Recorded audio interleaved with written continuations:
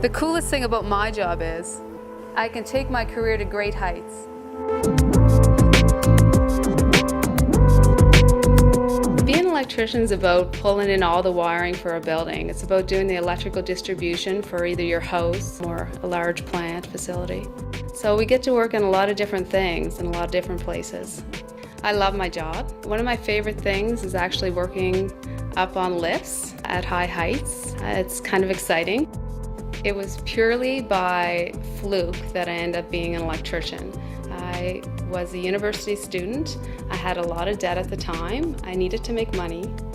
I knew a lot of people who were welders, mechanics, and they made really good money, and it just seemed to me, why couldn't I make that kind of money? One of the things about being a tradesperson is there is a certain community about people who work in the construction field, and you really get a sense of it when you're on the job and you're in that construction trade, that we tend to look out for each other. We tend to help each other because we're constantly coordinated on site.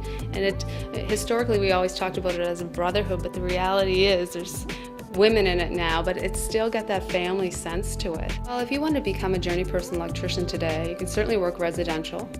There's construction, which we call commercial construction. They can go and get their electrical industrial ticket versus just their construction ticket. So now they'll be working at, say, a plant facility versus doing new construction, so new building setup.